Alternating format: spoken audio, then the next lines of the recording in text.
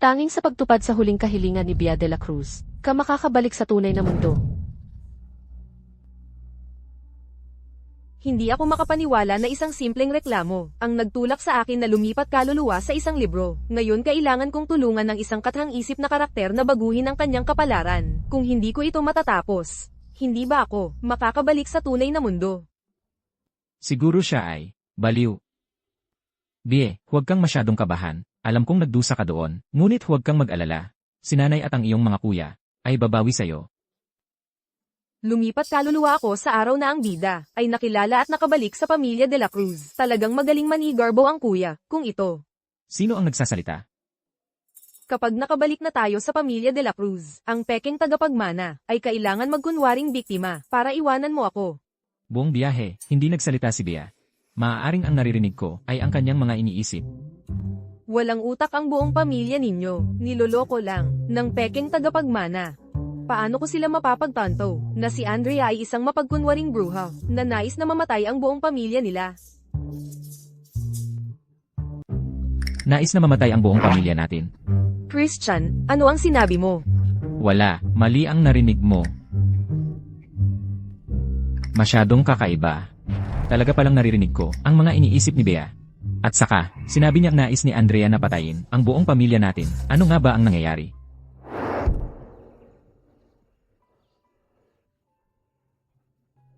Nanay. Si Bea ito. Kaya ito pala ang tinatawag kong nanay.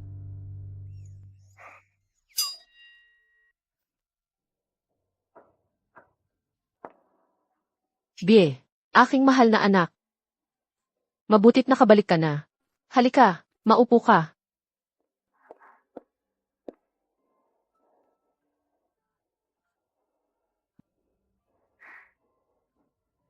Ginang de la Cruz. Eto na, ang estratehiya ni Andrea na magkunwaring biktima. Nag-inarte ang busy, Andrea, at hindi kumain buong araw. Bigla na lang siyang nawalan ng malay. Madali, ipadala ang doktor ng pamilya dito ngayon din. Para paglaruan ako, si Andrea ay gumagamit pa ng hunger strike. Talagang nagpapakababa siya. Siguro magpapanggap na lang muna ako. Gampanan ng papel ng kontrabida. At hayaang paalisin ako ng pamilya de la Cruz. Sa ganitong paraan hindi ako mamamatay na nagsisisi. Ang babaeng ito, kakauwi lang niya at gusto na niyang tumakas. Bea, ano ang sinabi mo? Ha? Wala akong sinabi.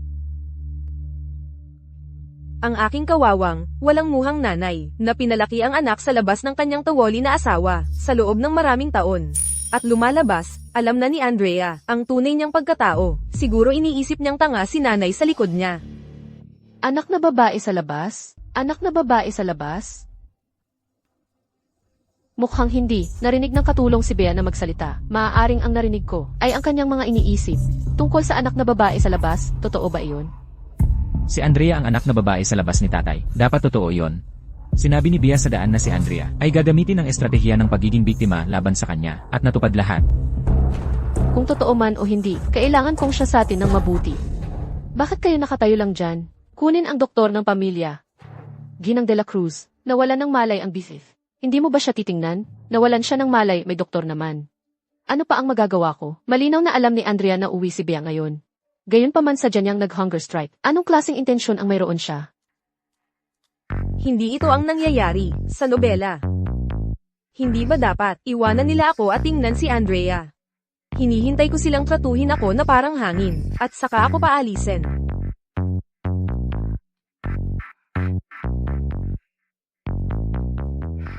Bea, sa lahat ng taon na ito, nagkamali sa iyo si nanay. Ang pulseras na ito ay regalo ni nanay sa iyong pagbabalik. Hindi mo ako nagawa ng mali. Bea. Ito ang kotse na inihanda ko para sa'yo. Tingnan mo kung magugustuhan mo. Mula ngayon, sa pagmamahal ni nanay at ng iyong mga kuya, hindi ka na magdurusa pa.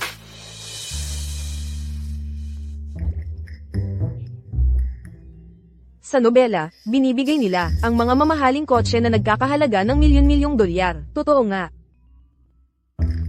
Hindi naman. Salamat, nanay. Salamat, Christian. Nanay, ang kwarto ni Bea ay nakahanda na. Nagbiyahe siya buong araw at tiyak pagod na siya. Kaya hayaan mo siyang bumalik at magpahinga muna.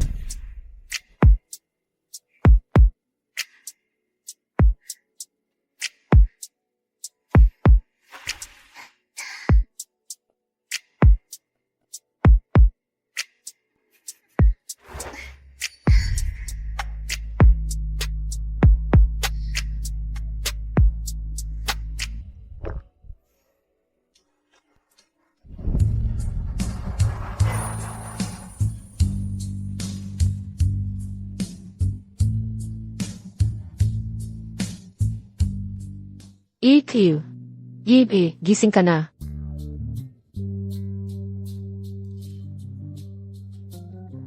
Naghain na ng hapunan si Ginang de la Cruz at tinatawag ka. Ang gwapo naman ng lalaking ito. Kung hindi lang ako nagising, matagal na sanang nakuha ko na siya. Halika, Bia. Maupo ka sa tabi ni nanay.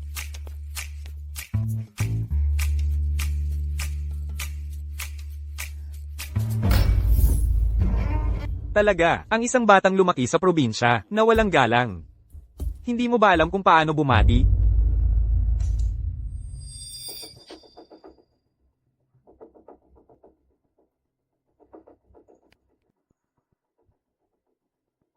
Umuwi si Bia, kaninang umaga. Isang buong araw na ngayon. At ngayon ka lang, bumalik para makita siya. At inaasahan mong babatiin ka niya. Saan ang iyong tapang? Karaniwan siyang masunurin sa akin. Bakit siya hayagang lumalaban sa akin ngayon? Bia, kumain ka pa. Nanay, talaga akong naging pabaya. Ngayon, hindi dapat ako nawala ng malay dahil sa hindi pagkain. Halos hindi ko nasaksihan ang pagbabalik ni Bea. Isang napakalaking okasyon. Kita mo, nakabalik ako sa tamang oras. Kaya ito pala ang mapagkunwaring bruha. Dahil mahilig kang mag-hunger strike, bakit ka nandito para kumain? Bakit hindi ka nalang bumalik at magpahinga ng maayos? Nanay, sinabi ko na, hindi ko sinasadya. Huwag kang mag-alala, mula ngayon. Alam ng mapagkunwaring bruha na wala ng silbi ang kanyang estratehiya na magkunwaring biktima, kaya direkta na niya akong inaasar. Gusto niyang mawalan ako ng pasensya at mapapuot ang buong pamilya sa akin. Ngunit hindi ko hahayaang mangyari ang gusto niya. Bie, kakauwi mo lang mula sa probinsya, kaya maaaring hindi ka pamilyar sa palamuti ng bahay na ito. Kung mayroon kang hindi naiintindihan, magtanong ka lang sa akin. Sasabihin ko sa iyo ang lahat. Salamat, Andrea. Direkta niyang tinatawag akong probinsyana, na wala akong karanasan. Paano mo nagawang sabihin iyan, ikaw na peking tagapagmana, ang sabihin, ang mga bagay na iyon. CJ, nakita mo na siya. Kayon, bakit hindi ka nalang bumalik at magpahinga ng maayos? Nanay, ang pagkawala mo ng malay kanina, ay pawang palabas lang ba? Nahiya si Andrea Reyes, at nagawa ng mali, ang tawolin niyang tatay, si Ricardo, malamang na labis na nasasaktan dahil dito. Malamang magalit siya, at akusahan ako sa lalong madaling panahon. Bie, huwag kang mag-alala, basta't nandito si nanay sa pamilyang ito. Hindi ko kailanman hahayaan, na inaapi ka ni Numan. Si Andrea ay walang malay sa ganitong kalagayan ngayon. Bilang kanyang ina, hindi mo ba siya titingnan? Nasasaktan siya. Paano ka magiging manhid? Nasa bahay ang anak ko ngayon. Hindi ba dapat ako ang kasama niya? Kaysa sa kanya, alam mong bumalik si Bea ngayon, at nagwawala ka pa rin sa gutom. Ano, inaasahan mo bang itatapon ko ang sarili kong biolohikal na anak para sa anak na ampon? Siya ay probinsyana, walang pinag-aralan. Ang pagbalik sa kanya ay isang pabor na. Paano siya makukumpara kay Andrea na lumaki sa piling natin? Ano ang hindi paghahambingin? Si Andrea ay palaging ang halimbawa ng isang socialite sa ating mga bilog. Hindi siya magalang, bastos at taga-probinsya. Paano sila magkukumpara?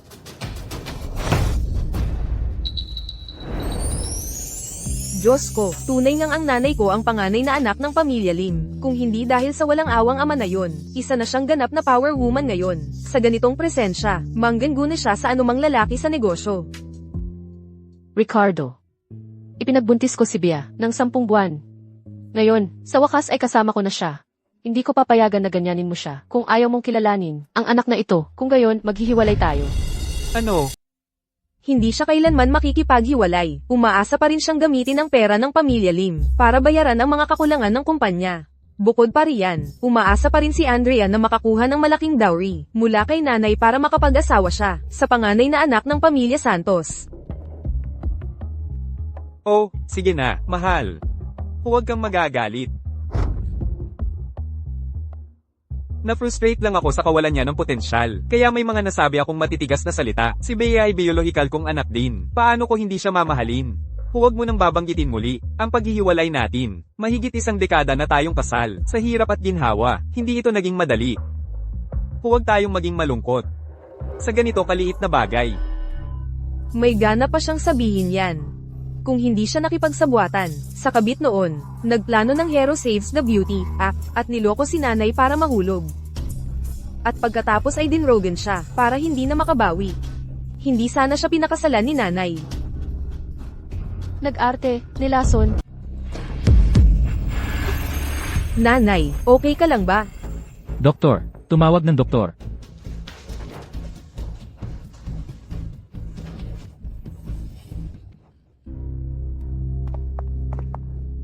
Tatay, Hindi pa natin nakukuha ang pera ng pamilya Lim. Kailangan nating magpasensya ng kaunti pa.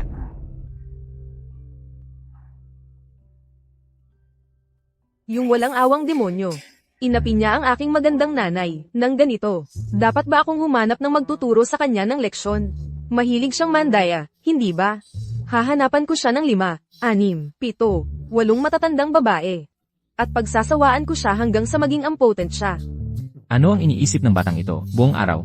Kailangan kong humanap ng paraan para mabilis na maalis ang atensyon ni Bie.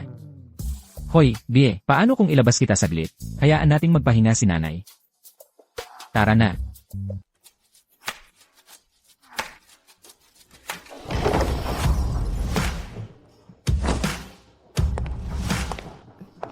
Hello, Ginoong Santiago. Ginoong Santiago.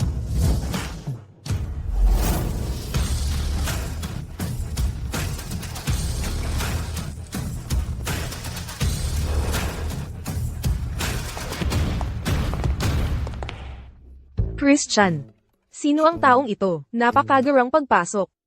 Ito si Ginoong Santiago mula sa makapangyarihang pamilya Santiago ng lungsod ng Verdant. Lahat ay umaasa sa kanyang koneksyon upang kumita. Narinig ko na si Marco Santiago ay walang interes sa kababaihan. Nagtataka ako kung siya'y walang interes o impotent lang.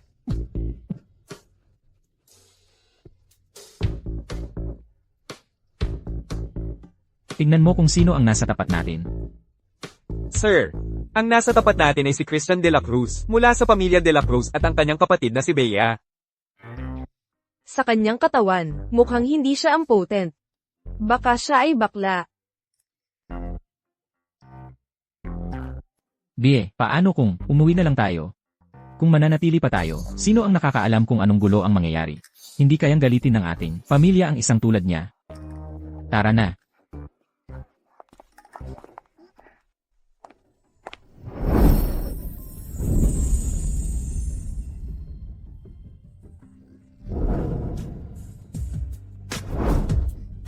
Ang lalaking ito, siya ang lalaki sa aking panaginip.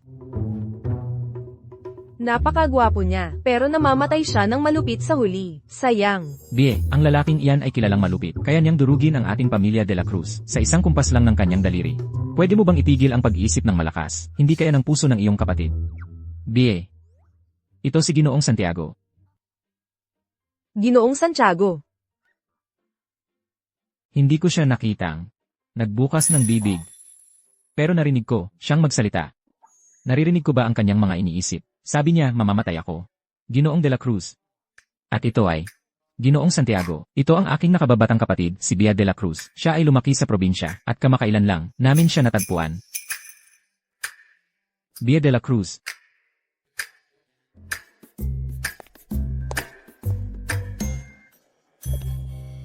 Mula ngayon, kung makita mo si Ginoong Santiago, lumayo ka sa kanya. Bakit? Sabi nila, malupit si Marco Santiago. Nang panahong nasa kabuluhan ang pamilya Santiago, naging pinuno siya ng pamilya, sa edad na 18, laban sa kagustuhan ng lahat. Sabi nila, ginawa niyang halimbawa ang kanyang mga kalaban. Pinatalsik ang buong pangunahing sangay ng pamilya sa ibang bansa. Ipinabali rin niya ang mga binti ng nag-isang anak ng ikalawang sangay. Sa madaling salita, siya ay isang mapanganib na tao. Kaya nga, lumayo ka sa kanya. Nanay, bakit wala pa si Bea? Pinaghihintay na tayong napakakarami. Makikita mo talagang taga-probinsya siya. Walang modo o disiplina. Nanay. Bie, pagod ka na ba sa paglalaro? Hindi. Nadidismaya lang ako.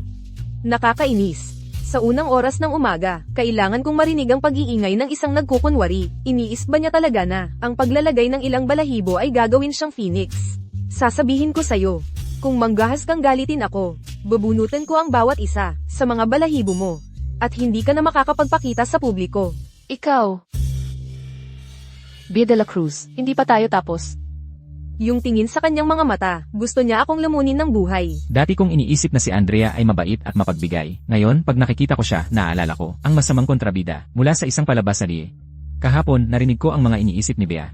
Ang Andrea na dati kong pinipisil ay hindi ang anak na ampon na dinala ni tatay mula sa ampunan. Malamang ay anak siya ni tatay sa labas. Sige na, lahat kayo gawin ang kailangan ninyong gawin. Nanay, Bea, dadalhin ka ni nanay na maglakad sa hardin. MMHMM. Gusto ko ring sumama. Hindi pwede. Kailangan kong humingi ng tulong sa nanay ko. Kung magpapatuloy ito, kalimutan ang yaman ng pamilya Lim, hindi ako makakakuha kahit bahagi man lang. Ng pamilya De La Cruz. Ang aking Bea ay mas maganda pa kaysa sa mga bulaklak na ito. Amelia. Ang babaeng ito, siya ang kabit ni tatay na walang hiya, di ba? Si Andrea at siya ay halos magkapareho. Ang kinakasama ni Ricardo, kapatid niya sa kasal. Amelia. Narinig ko, bumagsak si Andrea ilang araw na ang nakalipas, at hindi mo man lang siya dinadalaw.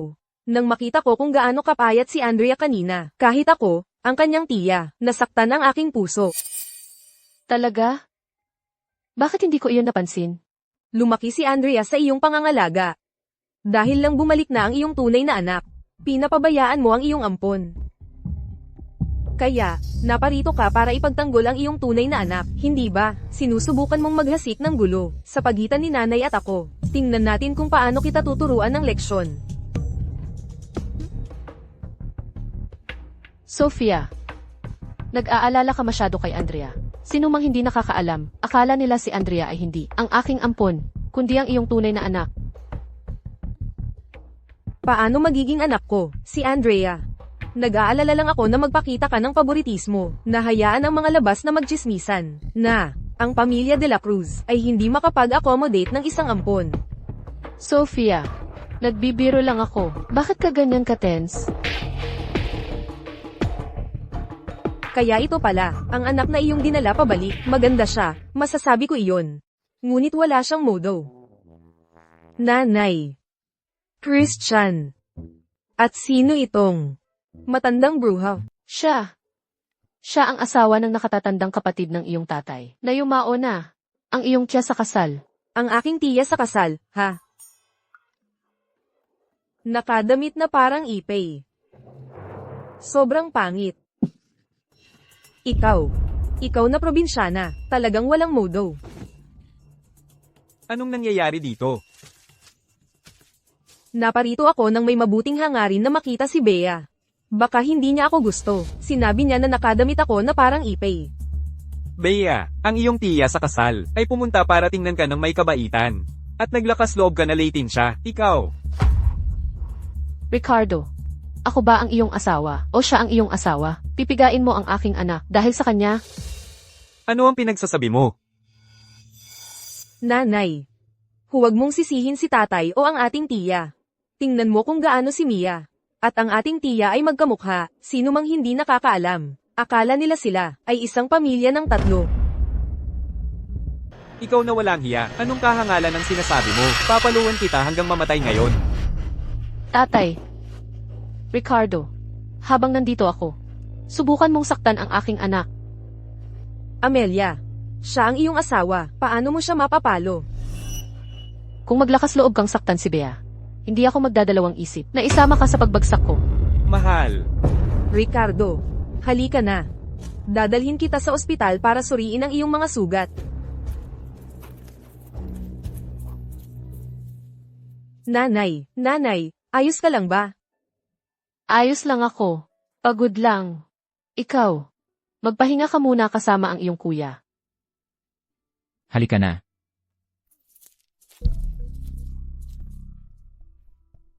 Kailangan ko pa ring humanap ng paraan para makipagdiborsyo kay Ricardo sa lalong madaling panahon.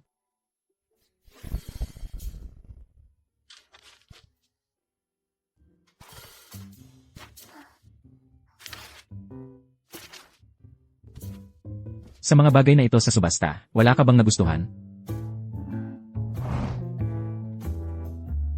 Leo, gusto kong lumabas at maglakad-lakad.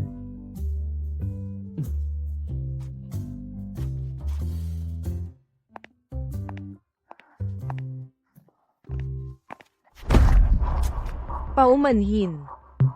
Ayos lang. Binibining de la Cruz, narito ka ba kasama ang iyong kuya para sa subasta? Kilala mo ako.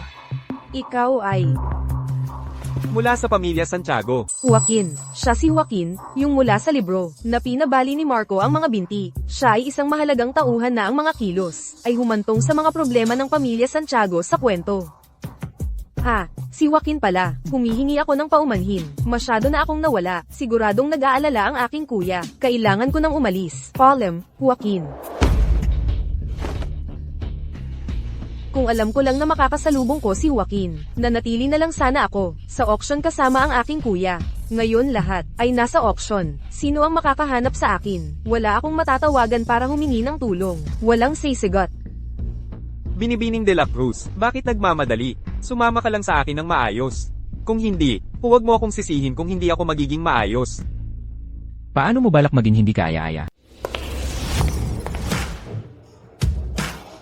Paano mo balak maging hindi kaaya-aya?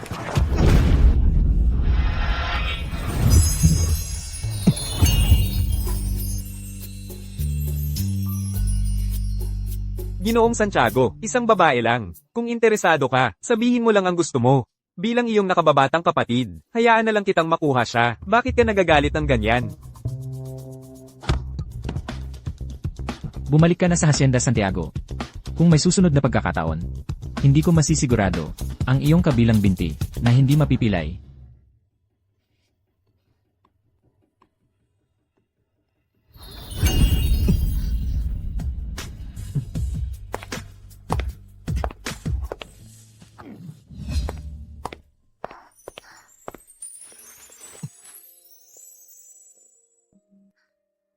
Maaari kayang, masyado akong naging marahas kanina, at natakot ko siya. Ang panga na iyan, ang mukha na iyan, ang baywang na iyan. Talagang perpekto ang lalaking ito. Ngunit sa kasamaang palad, wala siyang silbi. Ganoong perpektong lalaki, ngunit hindi siya akin, kundi sa ibang kalalakihan. Sumasakit ang puso ko. Kakasagip lang ng CEO sa dalagang nasa panganib. Bakit hindi niya samantalahin ang pagkakataong umamin ng kanyang nararamdaman at makuha ang puso ni Bea? Bakit biglang nagbago ang ekspresyon nito? Ginoong Santiago, babalik na ako. Tapos na ang subasta, mag-aalala ang aking kuya, kung hindi niya ako makita. At salamat ulit, para sa araw na ito. Si Marco ay madalas, kasama ang karakter na si Gabriel. Maaari kaya na sila. Ang mayayaman ay talagang may iba't ibang kakaibang hilig. Sir, Babiyahe ako para sa negosyo sa ibang bansa bukas. naiintindihan. Mag-isa ka lang pupunta.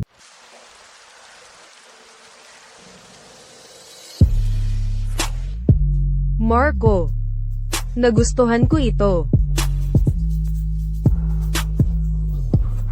At ito rin.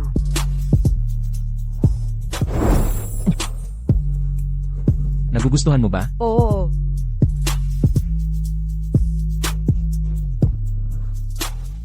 Marco,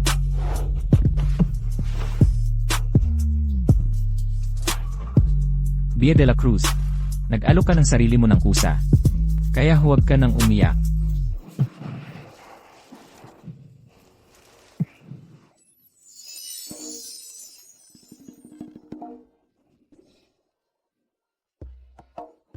nagkaroon talaga ako ng basang panaginip, at ito ay kasama si Marco.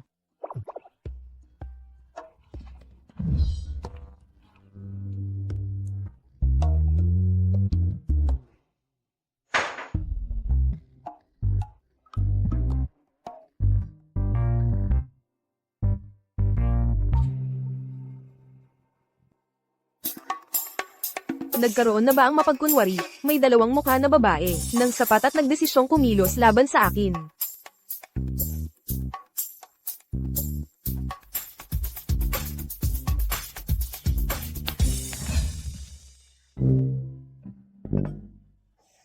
Ninakaw niya talaga, ang pulse Aries na ibinigay sa akin ni nanay.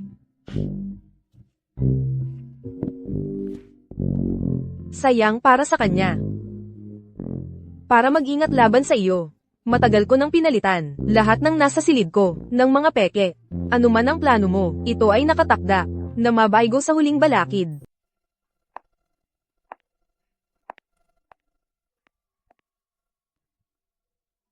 Nanay, ito ang mga bitamina na inihanda para sa iyo ng doktor ng pamilya.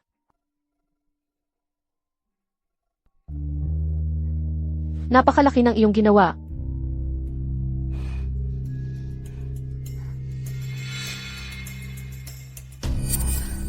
Hindi ito mga bitamina.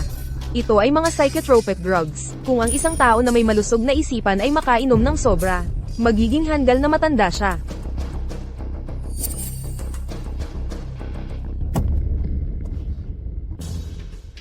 Nanay, ayos ka lang ba? Hindi. Ayos lang ako. Medyo nahihilo lang. Nadulas lang ang aking kamay.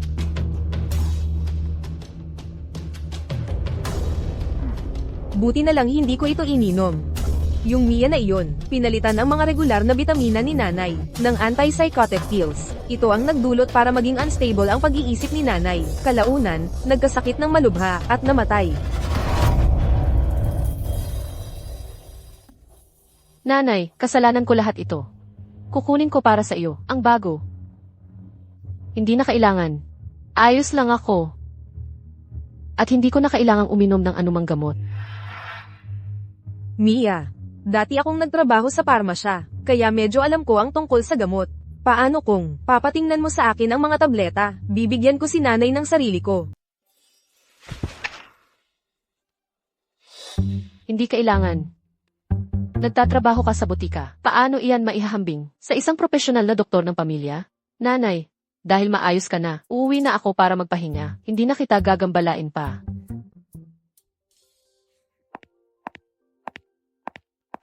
Hanggat nandito ako, walang makakalapit kay nanay. Ginang de la Cruz, ito ay imbitasyon mula sa pamilya Gomez. Iniimbitahan kanila at si Binibining de la Cruz sa isang banquet bukas ng gabi.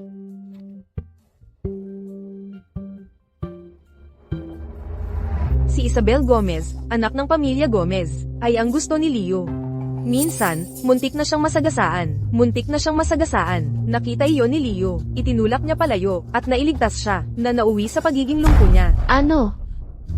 Ngunit ang aksidente sa kotse, ay talagang si Isabel, kasama ang walang hiyang tatay na si Ricardo, at ang anak niyang si Carlos, na nagkutsahan. Sinasadya nilang targetin si Leo, para makuha, ang mga shares na hawak niya. Si Carlos ay anak din ni Ricardo na anak sa labas? Hindi ko hahayaang malinlang si Leo at mawalan siya ng mga binti. Nanay, Nagpagod ka sa iyong business trip. Ilang araw ka sa bahay ngayong pagkakataon?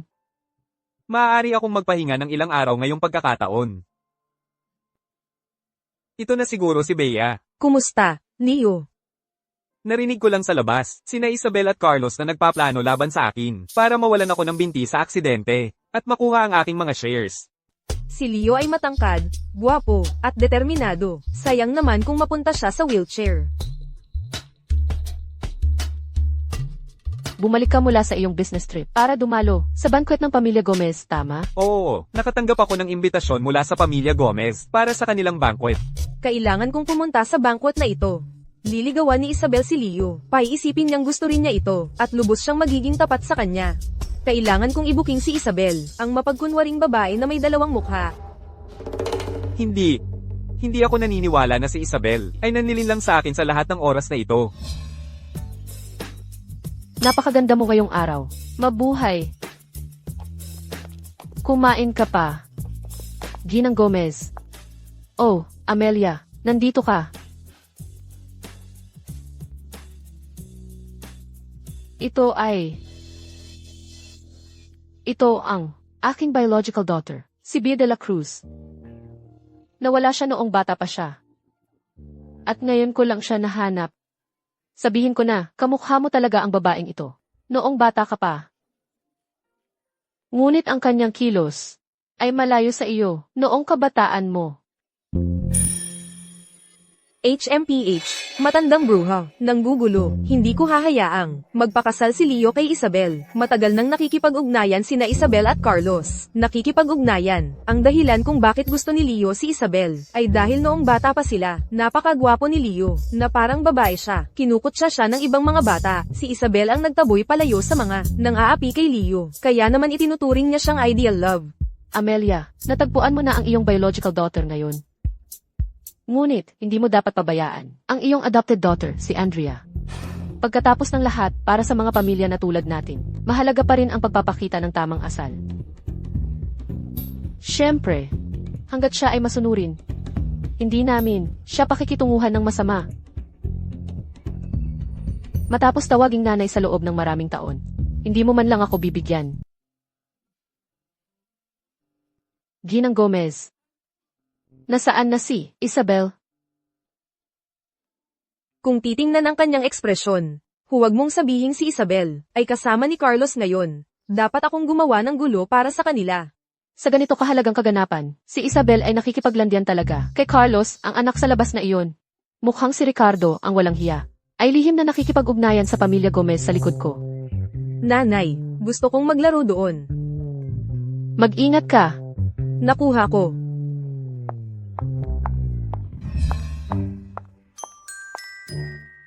Huwag kang mag-alala. Si Leo ay tuta ko lang. Hanggat kaunting lamang lang sa kanya, lubos siyang tapat sa akin. Tapos, ang hawak niyang shares ay mapupunta sa atin lahat. Sina Isabel at Carlos yan. Masyado silang malapit, hindi ba? Naghahalikan sila. Carlos, para sa'yo, sa harap ni Leo, ang tanga na yan, kailangan kong magkunwari na gusto ko siya, at linlangin siya. Huwag mong kalimutan, nangako ka na pagkatapos nito. Ako ay pakakasalan mo ako. Huwag kang mag-alala. Kapag nakuha mo ang shares kay Leo, ikakasal tayo agad. Ang ganitong klaseng live show, hindi lang ako ang nandidiri dito. Kailangan kong makahanap ng paraan para dalhin ang lahat dito sa kaganapan, dito mismo. Sir, sinusubukan ba ni Binibining de la Cruz na ipaalam ito sa publiko? Tulungan mo siya. Sige. Magtagay tayo.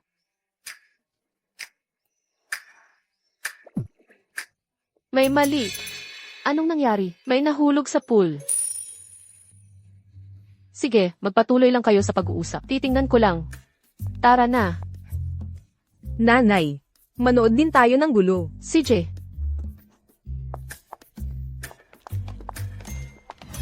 Sino yan? Sino ang nahulog sa pool?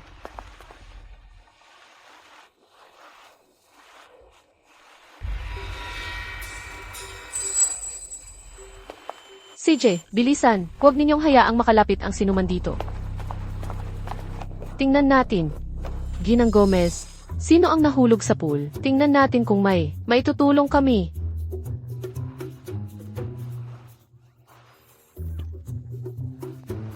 Ginang Gomez, huwag kang mahiya sa amin.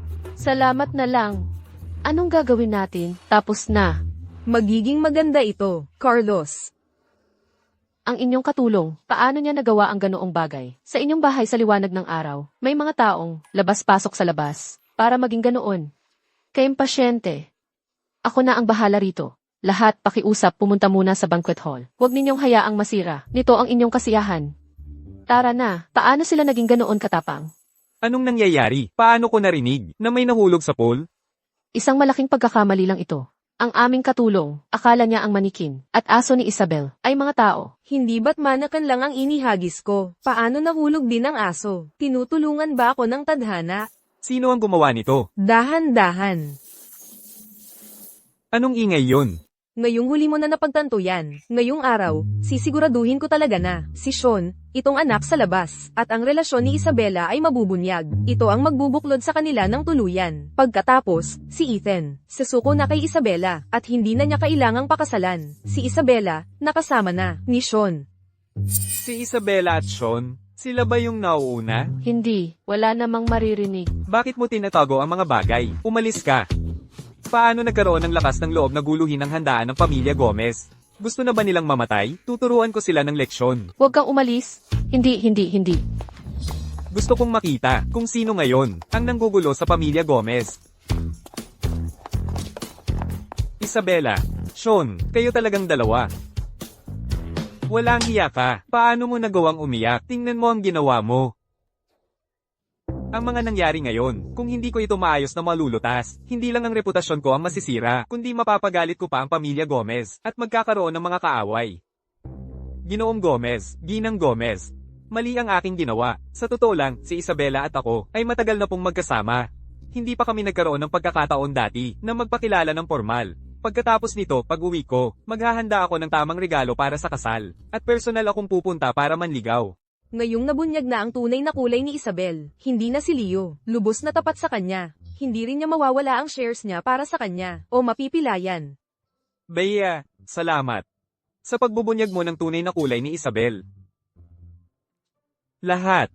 Ang pamilya Gomez ay humihingi ng paumanhin sa masamang pagtanggap ngayon. Pwede na kayong umalis. Tara na. Ang mga nangyari ngayon, malinaw na may naglatag ng patibong. Huwag niyo lang akong ipaalam kung sino ang gumawa nito, kung hindi, hindi ko sila patatawarin.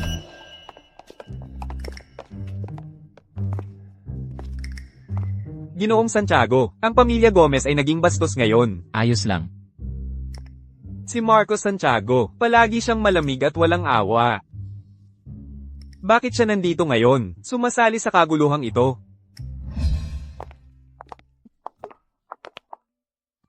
Bea, sigurado akong pagod ka ngayon. Bakit hindi ka na lang bumalik sa kwarto mo para magpahinga? Pahahatiran ka ni nanay ng masarap na pagkain mamaya sa pamamagitan ng isang katulong. Sige. Puntahan mo si Christian sa pag-aaral. Opo. Nanay, bakit mo kami pinapante dito ngayon? Pinatawag ko kayo dito para pag-usapan si Bea tungkol sa mga iniisip niya. Ang ibig mong sabihin, maririnig mo rin sila? Narinig ko rin sila. Habang papunta ako para sunduin si Bea, narinig ko ito. Tungkol sa mga iniisip ni Bea, sobrang hindi ka panipaniwala. Pakisabi kay Bea, at huwag na sabihin sa iba. Kung malaman ito ng may masamang balak, maaari nitong mapahamak si Bea. Huwag po kayong mag-alala, nanay. Wala kaming sasabihin. Bagaman hindi ko alam kung bakit si Bea ay nakikita ang hinaharap, ngunit tungkol sa kanyang mga iniisip. Kailangan nating maging handa. Lahat ng mga nangyari sa pamilya Gomez kanina ay gawa ni Bea. Ginawa niya ito para tulungan si Ethan, para mabago ang sitwasyon, at higit sa lahat para tulungan tayo na baguhin ang ating kapalaran. Huwag po kayong mag-alala, nanay. Hindi ako yung tipo na hindi nakakaalam ng tama at mali. Alam ko, lahat ng ginawa ni Bea ngayon ay para tulungan ako. Ngunit ang mga ito, hindi natin pwedeng hayaan. Isang bata pa na babae na siya lang ang magdala nito. Ang sarili nating kapalaran ay dapat nating baguhin. Mula ngayon, ang mga bagay na ito ay tayo na ang bahala. Kailangan nating protektahan si Bea. At hindi na dapat pang mangutang sa kanya. At hindi natin pwedeng hayaan si Bea na mag-alala pa para sa atin. Tama. Talagang poprotektahan natin siya. Tungkol sa kakayahan ni Bea na makita ang hinaharap at ang kanyang mga iniisip, kailangan nating itago ito. Huwag kailanman hayaang malaman ito ng iba.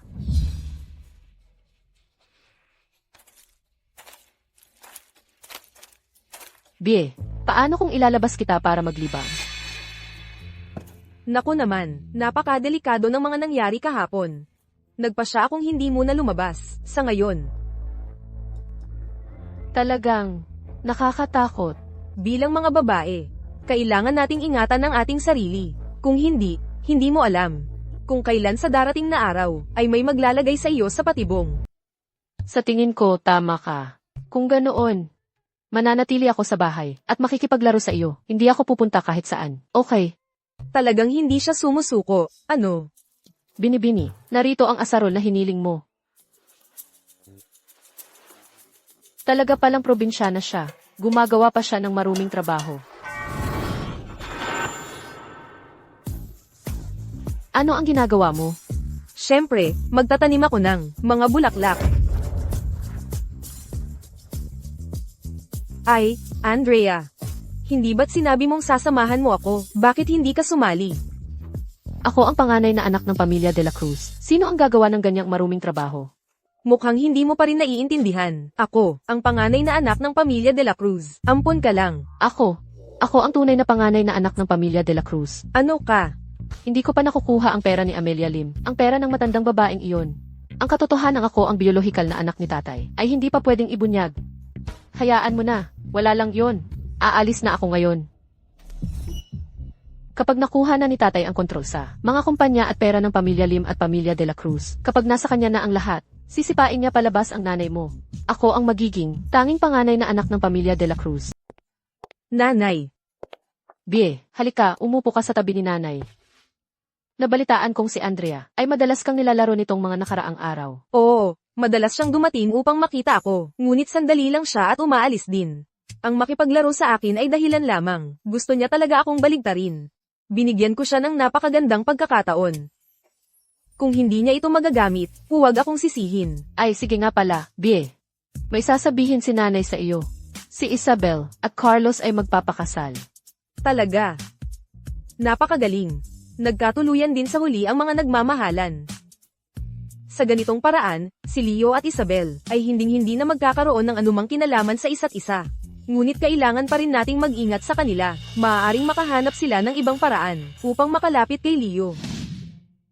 Leo, Christian, nanay, patawad. Aalis ako ng ilang araw. Babalik ako kapag nasiyahan na ako.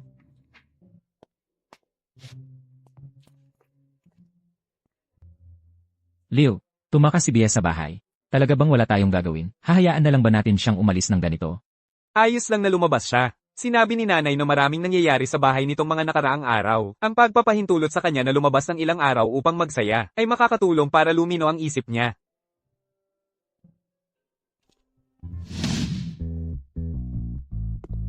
Sir, tumakas si Bea sa bahay. Pumunta siya sa isang bar at umorder ng male escort. Hindi siya masyadong matanda. Binibini, uminom.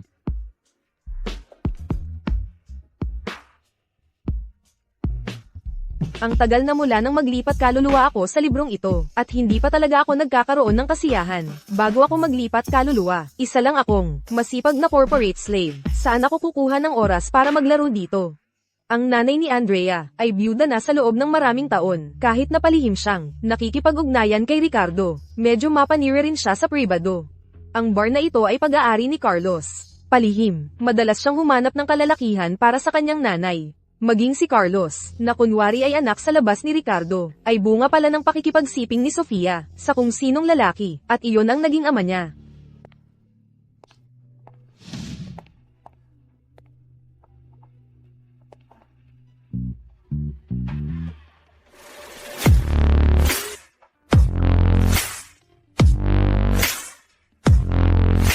Guwapo.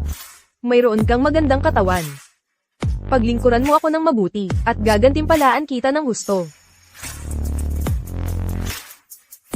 Gamit ang explosive video na ito, magkakaroon ako ng panlaban. Ginang de la Cruz.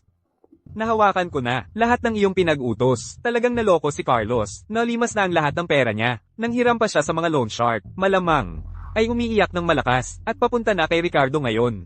Wala ng pera ang pamilya de la Cruz. Sa loob ng maraming taon, ang pamilya Lim ang tumutulong sa pamilya de la Cruz. Hindi na sila kasing yaman ng dati.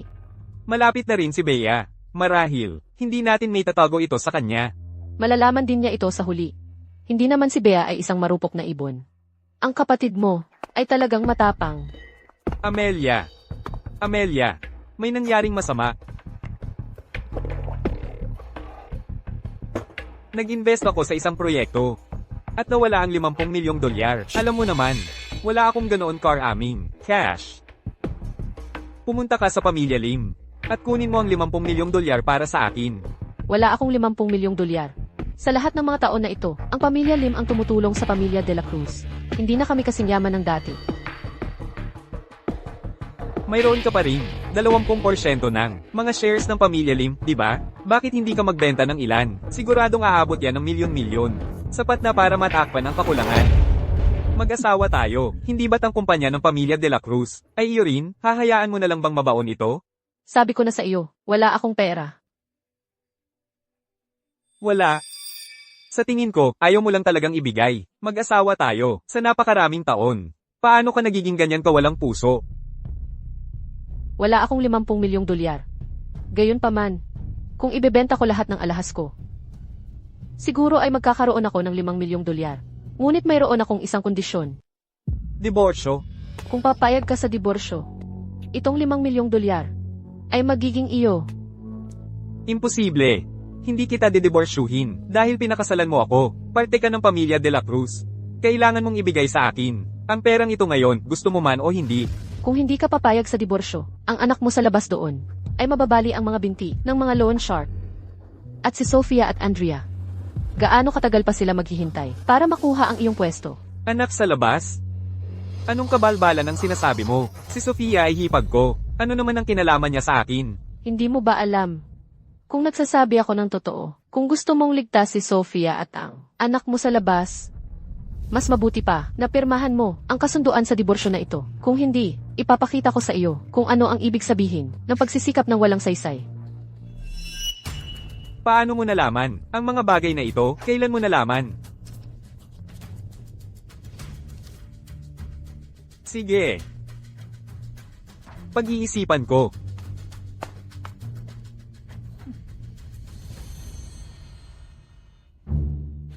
Ngayong hawak ko na ang video, ano ang dapat kong gawin para sila ay umani ng kanilang ginawa?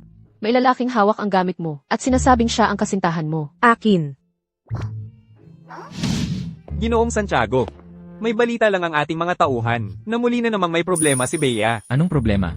Hawak ni Joaquin ang pulse heiress ni Bea at sinasabing nilande siya at pagkatapos ay iniwan at ngayon ay hinihingi niyang pakasalan siya. Gumagawa siya ng gulo sa tirahan ng pamilya de la Cruz. Hinihingi niya ang kanyang kamatayan. Bakit wala pa si Bea? Maaari kayang, matapos siyang kilalanin ng pamilya de la Cruz, ay minamaliit niya ako, isang lumpo? Ngunit kahit na, hindi na niya ako gusto, pakiusap, ipaglabas mo siya, at kunin ang pulse heiress na ito. Talagang wala dito si Binibining de la Cruz. Hanapin ko na ulit siya.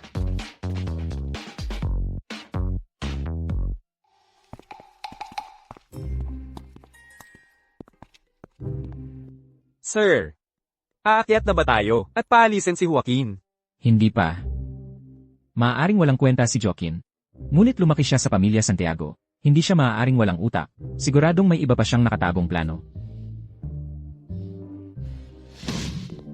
Joaquin, sinasabi mo ay walang kabuluhan. Sinisira mo ang reputasyon ng aking anak. Pwede kitang i-demanda. Nag-date kami ni Bea, sa auction house kanina. Personal niyang ibinigay sa akin ang pulse heiress na ito.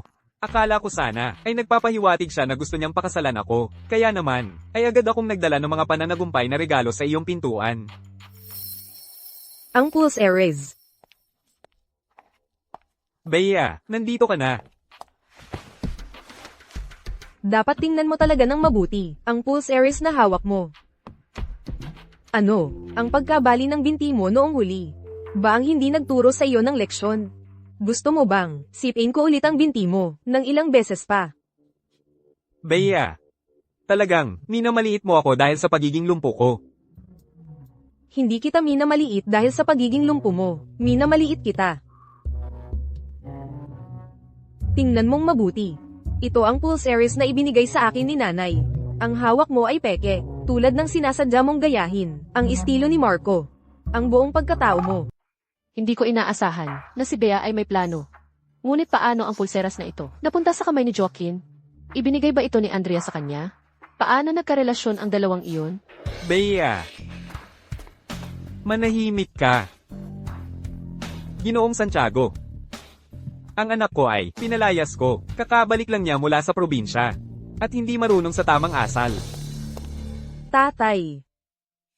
Hindi mo ako pwedeng pag-alitan, dahil lang mas gusto mo ang aking kapatid, ang anak mong babae sa labas. Totoo ang lahat ng sinabi ko. Ano? Ano ang mali kong ginawa? Walang hiya ka, anong pinagsasabi mo? Ang kapatid mo ay isang tao, na inampun ko mula sa ampunan. Alam ng lahat yan. At ngayon ay, pinag-uusapan ng iyong kasal, kay Ginoong Santiago. Huwag mong isama ang iyong kapatid dito. Talaga? Aba, dahil si tatay, ay gusto si Ginoong Santiago. Bakit hindi mo hayaan si Andrea, na makuha ang magandang kasal na ito? Paano naman hindi iyan gagana? Nakuha ko na. Siguradong kinamumuhian mo si Ginoong Santiago, dahil sa pagiging lumpo niya, kaya ka nag-aatubili, nahayaan si Andrea na pakasalan siya. Kung ganoon, paano mo matitiis? Napakasalan ako, tatay. Tama, nanay. Bumalik ako nitong oras para makuha ang posisyon ng pinuno ng pamilya Santiago sa pista ng kaarawan ni Lola. Mayroon pa ring kapangyarihan ng pamilya De La Cruz. Magagamit ko sila sa ngayon. Tungkol naman kay Marco, matagal na siyang hindi nagpapakita, kaya si Bea marahil ay hindi ganoon kahalaga. Sa kanya, sayang ang pagkakataon. Napakasalan si Andrea. Kung ang pangalawang anak ng pamilya De La Cruz ay napakaganda, hindi naman siguro pangit ang panganay nilang anak, Ginoong De La Cruz. Hindi pa opisyal na, nagdaos ng press conference ang pamilya Santiago para talikuran ako. Sa teknikalidad, ako pa rin ay direktang inapo ng pamilya Santiago. Siyempre. Ginoong Santiago, ano ang iyong sinasabi, Ginoong Santiago, na ikaw ay pumanig kay Andrea? Iyan ang kanyang swerte. Ginoong Santiago, pakiusap.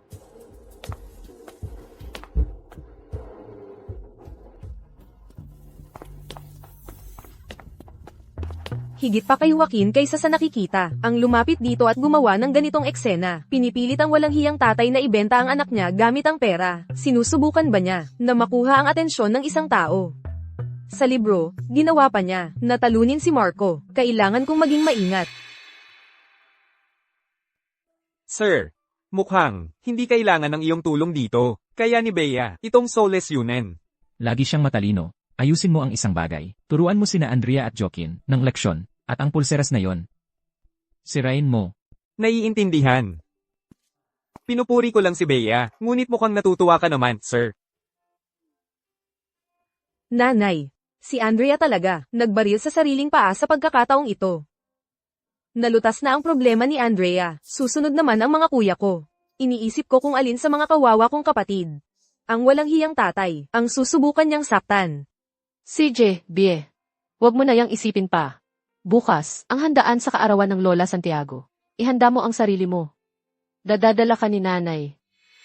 Handaan sa kaarawan. Tama, malapit na ang handaan sa kaarawan ng Lola Santiago. Sa handaan, magkakaroon ng panloob na kaguluhan. Sa pamilya Santiago, magkakaaksidente si Adrian at mahuhulog sa coma. Si Joaquin ang mamumuno at magbabago ang mundo ng negosyo. Ang lahat ng nakipagtulungan kay Adrian ay malulugi at malilikida ni Joaquin. Ang pamilya Lim ay isa sa mga napilitan. Nagtapos sila sa direktang pagkalugi at paglikida. Nagdulot ito ng atake sa utak sa aking lolo. Naiwan siyang comatose. Comatose. Hindi magtatagumpay si Joaquin sa pagkakataong ito. Kailangan kong iligtas ang pamilya Lim. Ito ang Hacienda Santiago. Hindi ko pwedeng isama ang tatlo kong kapatid dito. Si Adrian, gayunpaman, ay perpekto para dito. Sa pagkakataong ito, siya ay masasaktan o mahuhulog sa coma. Makakaligtas kaya siya sa sarili niya? Paano ako makakapasok? Nakuha ko.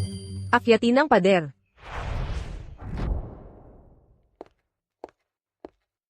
Sir, malapit nang umakyat si Bea sa pader sa likod.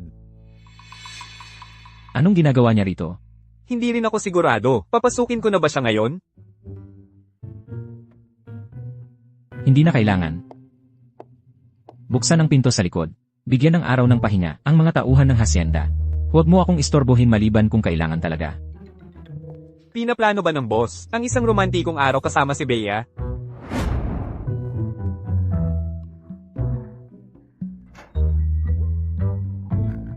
Anong klaseng Hacienda Santiago ito? Napakapangit ng sistema ng seguridad.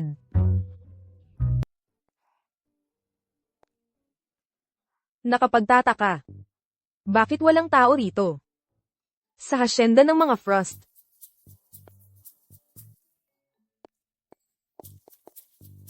Wow, Diyos ko, akala ko sapat na ang nakakasilaw na dekorasyon ng pamilya De La Cruz. Hindi ko inaasahan na mas magiging maluho pa ang sa pamilya Santiago. Hindi ko maintindihan ang mundo ng mayayaman. Talagang nakakamangha. Si Adrian kaya ay nasa taas. Ang kakaiba. Bakit walang sino mang tao sa malaking mansyon na ito?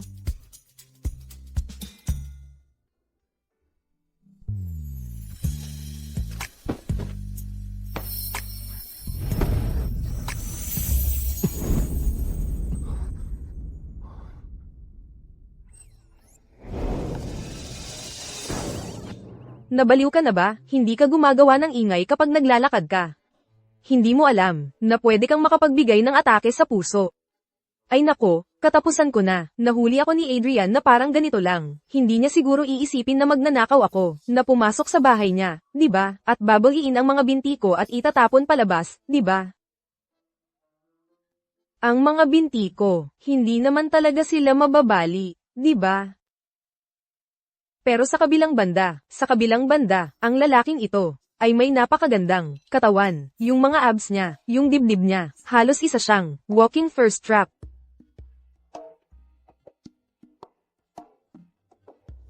Pakibitawan mo ako. Nag-abala pa si Bea na pumunta sa bahay ko. Para lang yumakap sa akin. Sino ang yumayakap sa iyo? Bakit ka naliligo nang napakaaga sa umaga? At nakadamit nang napakarabilang? Walang hiya. Kung gayon, gusto kong itanong sa mahinahong Bea na nagtatago sa bahay ko. Para lang manood sa akin naliligo. Nagsisilip, kitang-kita akong tumitingin. Okay, sayang naman na hindi tumingin. Sa ganito kagandang katawan. Yung dibdib na iyon, yung mga abs na iyon, hindi lang ako tumitingin, nananaginip pa akong kasama ka. Hindi maaari. Siyempre, nandito ako, para sa isang seryosong bagay. Naglibot ako sa bahay mo. At hindi ako nakakita ng kahit isang kasambahay, nagkataon lang, na napadpad ako sa kwartong ito. Sino ang mag-aakala? Naliligo ka pa pala ng ganito kaaga sa umaga.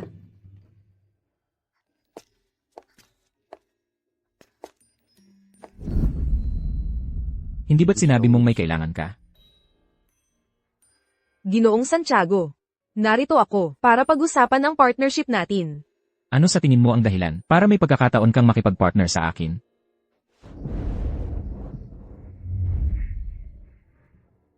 Hindi mo dapat sabihin yan ng ganyan. Kung makakapag-partner tayo ay depende. Kung mahalaga ang impormasyon ko, mahalaga. Bibigyan kita ng pagkakataon. Magsalita ka. Kung ang impormasyon ko ay makakapagligtas sa iyo. Kung gayon sa hinaharap, kung ang nanay ko, ang mga kuya ko, at ako, ay magkakaroon ng problema. Sana tulungan mo kami, Ginoong Santiago. Anong impormasyon? Sa handaan sa kaarawan ng matriarch sa pagkakataong ito, mag-ingat ka sa sarili mong pamilya.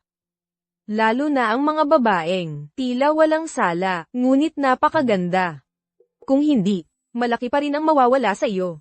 Malaki pa rin ang mawawala sa iyo. Sa tingin ko tama ka.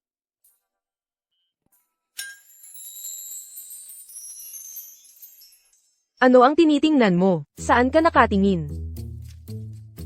Kung tutuusin, maganda rin naman ako, ngunit si Adrian ay walang interes sa akin. Hindi kaya siya talaga ay sa mga lalaki. Sayang, ang buong kahanga-hangang pangangatawan na iyon, ngunit puro forma lang at walang laman. Adrian, kung nalaman ko lang, hindi na sana ako pumunta sa iyo. Para sa nanay ko at mga kuya, maaari din akong gumamit ng ibang paraan para iligtas sila. Hindi na sana ako dumating ngayon. Maaari mo na lang sanang malagay sa panganib ang buhay mo sa handaan ng kaarawan. Papabalikin kita kasama, si Gabriel mamaya. Salamat, Ginoong Santiago. Ngunit kaya kong maglakad pabalik mag-isa. At saka, Ginoong Santiago, mangyaring mag-ingat sa iyong pamilya. Sir, lumabas na si Bea sa pinto sa likod. Alamin mo kung sino ang mga nakakaugnayan ni Joaquin kamakailan. Naiintindihan ko.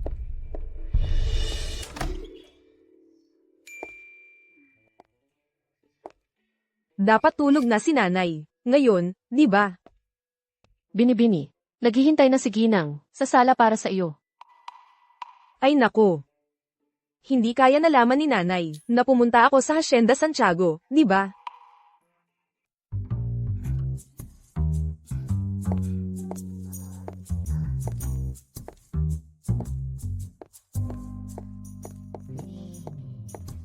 Nanay, Kaya nagpasya kang bumalik.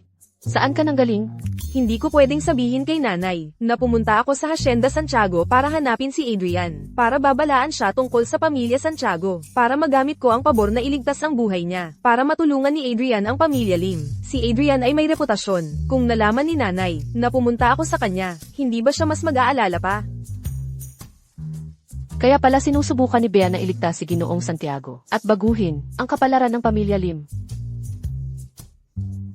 CJ, sa susunod na lumabas ka, mag-ingat ka. Huwag kang umuwi ng paggabi. Nakuha ko. Salamat, nanay. Ginang, Binibini, narito na si Ginang Rivera. Malamang tungkol sa kasal ni na Joaquin at Andrea. Si Joaquin ay isang Meniakis at isang lumpo. Siguro nagpunta siya kay walang hiyang tatay para gumawa ng gulo. Basta hindi niya tayo istorbohin. Hayaan natin siyang gawin ang gusto niya.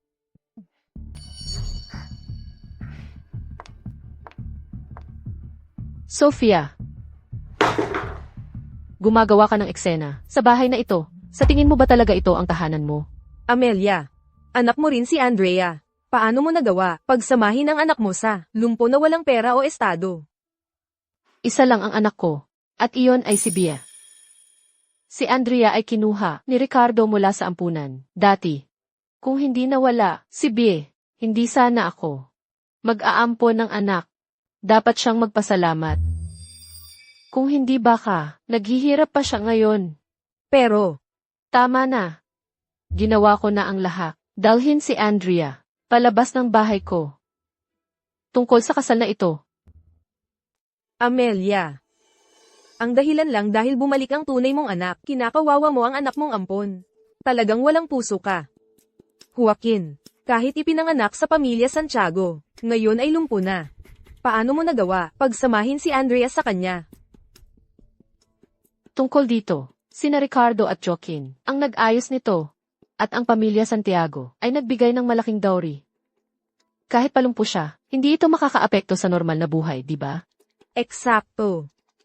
Kahit na, hindi ako sang-ayon. Sophia, tungkol sa kasal ni Andrea. Bakit ka masyadong balisa? Sino mang hindi nakakaalam, ay iisipin na siya ang tunay mong anak. Tama. Lumaki si Andrea sa aking pangangalaga, maagang namatay ang kuya mo, at wala akong anak, kaya tinatrito ko siya na parang akin. Maliban na nagmamalasakit ako sa kanya. Sophia, nagtatagalog lang ako. Bakit ka masyadong kinakabahan? Matagal na ang nakalipas, simula nang mamatay ang kuya mo. Kung ang isang dalagang anak biglang lumitaw, kakaiba iyon, hindi ba? Sino mang hindi nakakaalam, ay iisipin, nalihim mo siyang nagkaroon sa iba.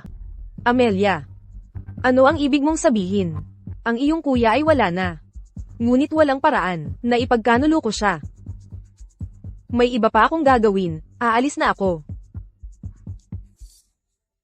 Nanay, si Andrea ay anak sa labas, bakit hindi mo sila ilantad? Tama.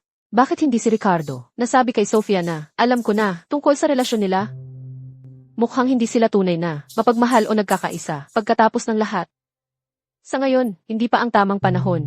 Ang paglantad sa kanila ng maaga ay magpapalala lamang sa kanila para ipagmalaki ang kanilang relasyon. Sa harap ko mismo, hindi ba mas mabuti, sa ganitong paraan, ang panonood sa kanila na umasta na parang mga tanga? Nanay, ang galing mo. Sige na, lumalamig na. Bumalik ka at magpahinga ng mabuti. MHM.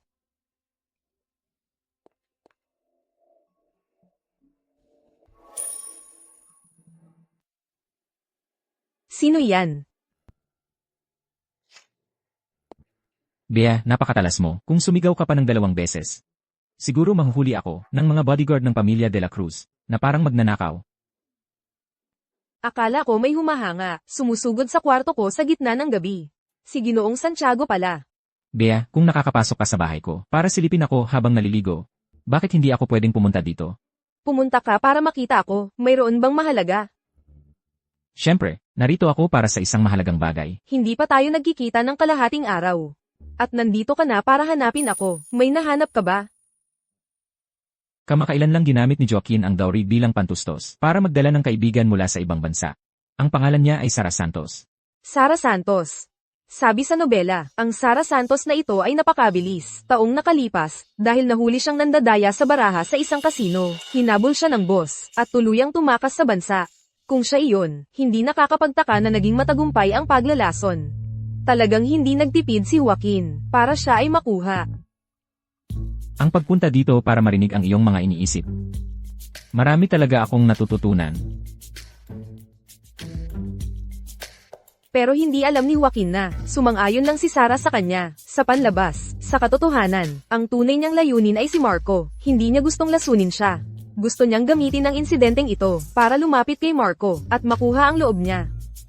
Gaya nga ng inaasahan, mapanganib na gwapo ang mga lalaki ay nagdudulot ng gulo. Talagang si Sara, nahulog ang loob kay Marco. Marco, talaga, kung hindi siya interesado sa kababaihan, bakit niya sila inaakit?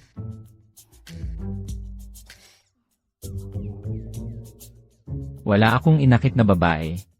Bukod pa riyan, sino ang nagsabi kay Bea na gusto ko ang mga lalaki? Anong problema, Marco? Wala. Ayon sa nobela, sa huli, dahil hindi nakuha ni Sara ang pagmamahal ni Marco, pinili niyang kumampi sa masama, nakipagtulungan siya ng husto kay Joaquin, at nilason si Marco.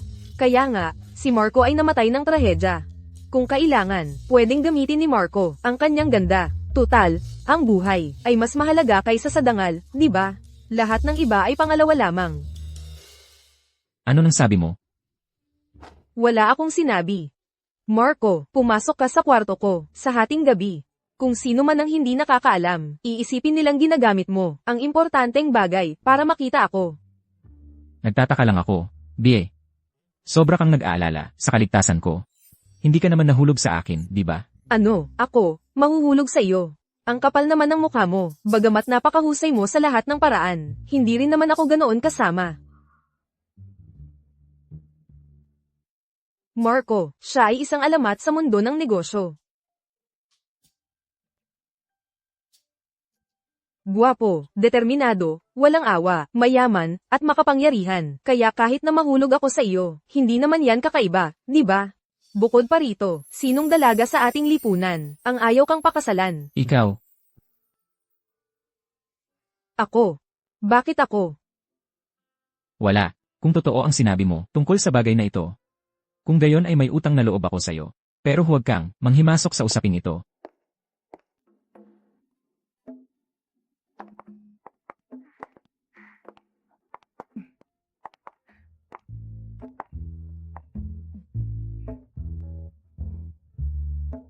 Ito ba si Lola Santiago? Noong magulo ang pamilya Santiago, palagi siyang matatag na nakatayo sa tabi ni Marco. Kaya naman, sa krisis na ito, nasaksihan niya ang paborito niyang apo na mamatay, at hindi na niya kinaya pa. Anong tunog iyon? Mamatay si Marco, at mapapahamak din ako. Pero ay nagawa ko na ang pagpapaalala kay Marco, hanggat kaya kong pigilan ang pagiging sanhi ng krisis na ito, hindi mapapahamak si Lola Santiago.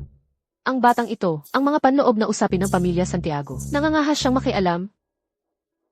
Bea, maging mabuti ka, at huwag kang lilingon-lingon. Sige, nanay. Ang tinig na iyon kanina, siya iyon. Ito ang pamilya de la Cruz, na walang munting anak. Talaga palang naririnig ko ang kanyang iniisip. Totoo kaya ang sinabi niya? Joaquin, may kasama siyang babae. Eto na. Narito na ang pangunahing kaganapan ngayon.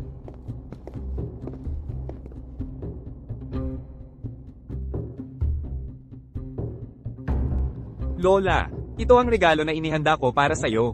Nais kong bigyan ka ng walang hanggang biyaya at mahabang buhay. Magandang araw po, Lola. Ako si Sara Santos, at kaibigan ako ni Joaquin. Si Sara Santos ito, talagang napakaganda niya. Tama, hindi mo mahuhusgahan ang libro sa balat nito. Sabi ng libro, siya ang nag-abuso kay Marco, at nilason ang kanyang inumin. Ano? Si Joaquin ay karaniwang, napakabastos at mapanlait. Ngayong araw, siya ay tunay na, nakapagsalin ng maayos. Posible kayang handa na siyang angkinin ang posisyon ng kapangyarihan sa pamilya Santiago. Pag-agaw ng kapangyarihan, paglalason, isang pain ng honey. Mahusay, talagang mahusay. 10 taon na ang nakalipas, kung si Marco ay hindi nagpakita sa akin ng respeto.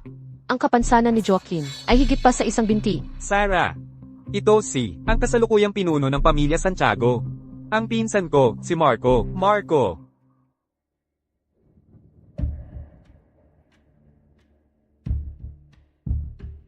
Magandang araw, Ginoong Santiago.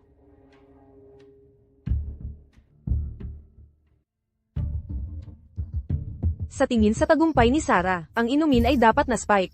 Hindi ba ipinagmamalaki ni Marco ang pagiging matalino niya? Nagbigay na ako ng babala sa kanya. Paano niya hindi man lang nakita ang ganito kasimpleng pakana? Oh, posibleng.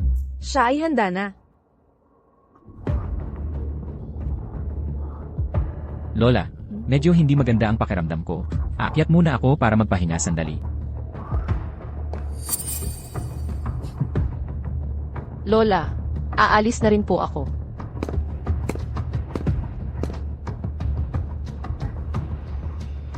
Nanay, mayroon akong gagawin. CJ, mag-ingat ka.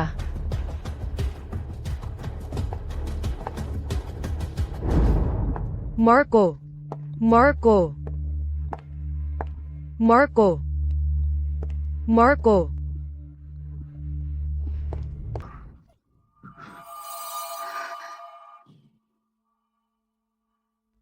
Ginoong Santiago.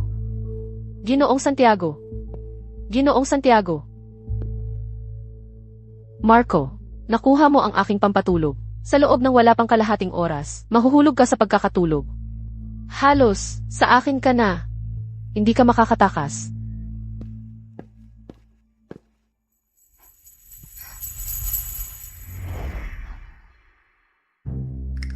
Hindi iniisip ni Marco na sinadya ko yun, hindi ba? Pero, napakasarap niyang halikan. Sayang lang, na lalaki ang gusto niya.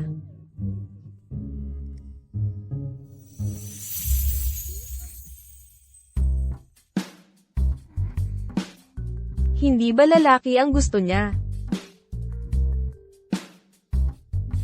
Ligtas ang kwarto. Dito ka lang, hintayin mo ako, huwag kang lalabas.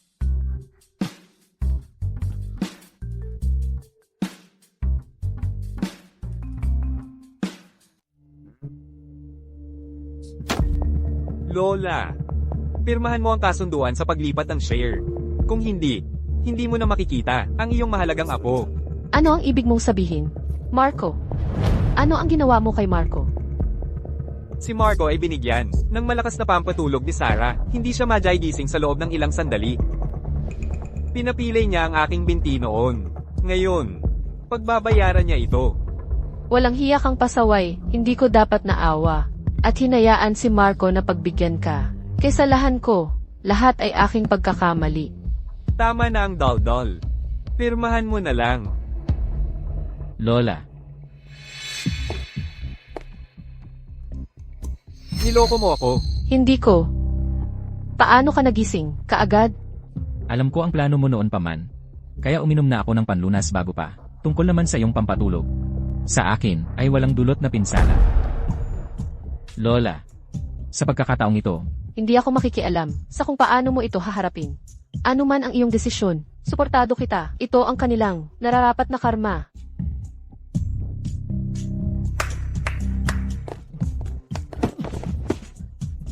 si Joaquin ay pinaghihinalaan ng iligal na gawain sa negosyo. Ibinigay ko na ang lahat ng ebidensya sa pulis. Tungkol naman kay Sarah, pinaghihinalaan siya ng mga iligal na gawain tulad ng pagsusugal. Arestuhin din siya ng pulis. Marco, maghintay ka lang. Nanay, Bie, nandito ka na rin sa wakas. Natanggap ni Leo ang text ni Isabel at umalis. Hindi pa siya bumabalik. Nanay, hahanapin ko muna si Leo. Magpahinga ka na. Bilisan mong sundan ang iyong kapatid. Siguraduhin ligtas siya. CJ,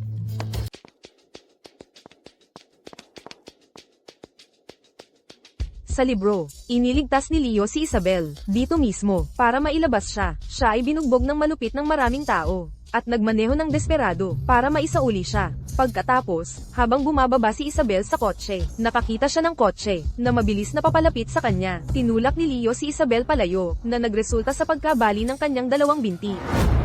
Sir, masamang balita. Si Bea ay pumunta, mag-isa lamang, para iligtas si Leo. ano? Sabihin mo sa akin, si Leo ba, ay darating para iligtas siya? Sino ang makakaalam? Si Isabel, ay natakot hanggang mawala ng malay. Ang taong nasa likod ng lahat ng ito. Talagang handang, hayaang ang isang napakagandang babae, ay magdusa. Hinahanap mo ba ako? Huwag kang magsalita. Mukhang si Leo ay talagang gusto si Isabel. Tama na ang salita. Pahintulutan nyo silang umalis ngayon. Kung gusto nyo silang pakawalan, sige. Ayon sa text message na pinadala namin, maglipat kayo sa akin ng 50 milyong dolyar. At itong kasunduan sa paglipat ng share, pirmahan nyo. Pagkatapos si Isabel, ay magiging sayo. Hindi ako makapaniwala, Leo, itong bulag sa pag-ibig, ay dumating nga. Huwag kang mag-alala. Hindi ako manghulog sa isang babae na nagtaksil sa akin. Hindi ako magpapaloko. Hindi ko ibibigay ang pera, at hindi ko rin pipirmahan ang kasunduan sa paglipat ng share. Paano ang buhay ni Isabel? Hindi mo ba iniintindi yon? Ang buhay niya ay para sa pulis na mamahala. Ngayon, ako ay isa lamang, tumutulong sa pulis sa paghuli ng mga kriminal. Isang masigasig na mamamayan, yun lang. Pulis? Hindi talaga ako binaygo ng aking kapatid. Kuya, bumaba tayo at tulungan sila agad.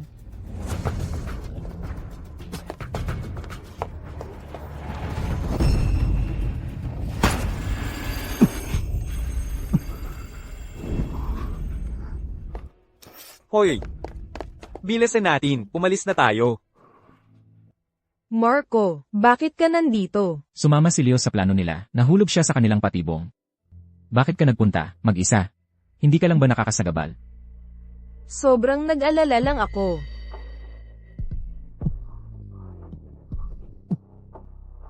Marco. Marco, nasaktan ka.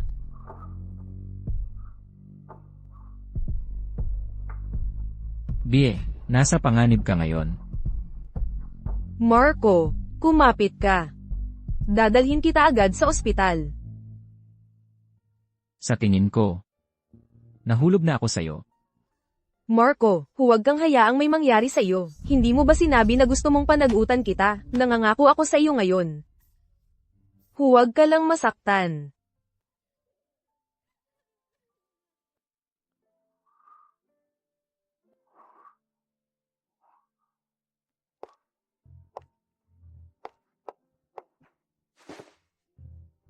Kailan ka nagising? Habang ikaw ay natutulog, Tumatawa ka pa rin. Alam mo ba kung gaano ako nag-alala para sa iyo? Pagkatapos ng lahat, iniligtas mo ako, kaya ka nasaktan. Paano hindi ako mag-aalala sa iyo? dahil lang ba iniligtas kita?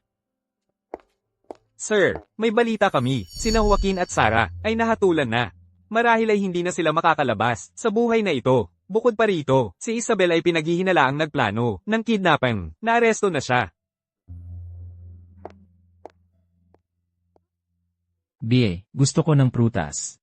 Sinasadya niya to, di ba? Pinaglilingkod niya sa akin.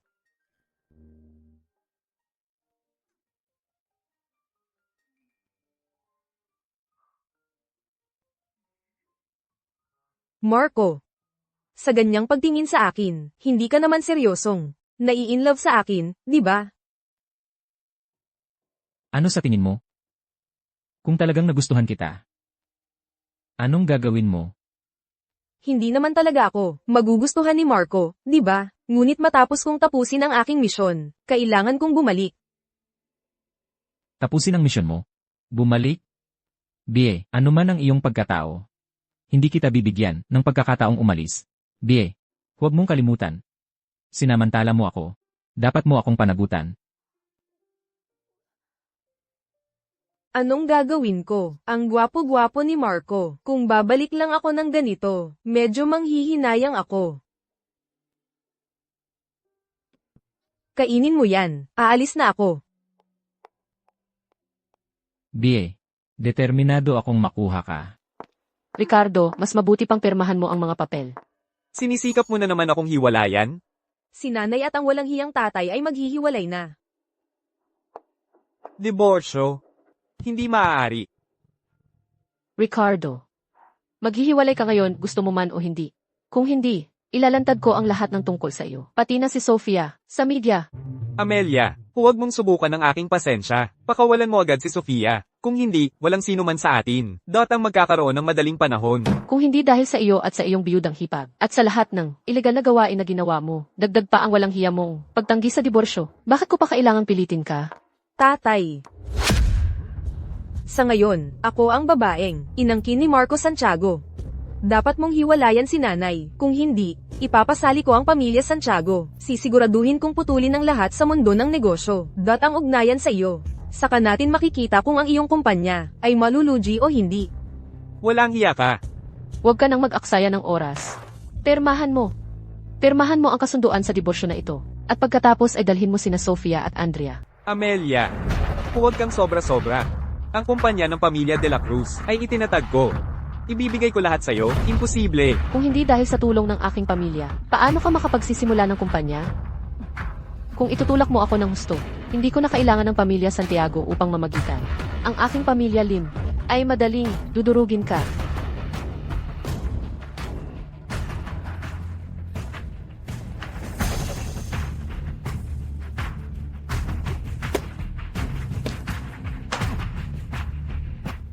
Huwag kang masyadong walang awa. Huwag mong kalimutan. Ama pa rin ako, ng 2 anak. Dapat kang mag-alala sa iyong anak sa labas. Nabalitaan ko, marami siyang utang sa loan sharks.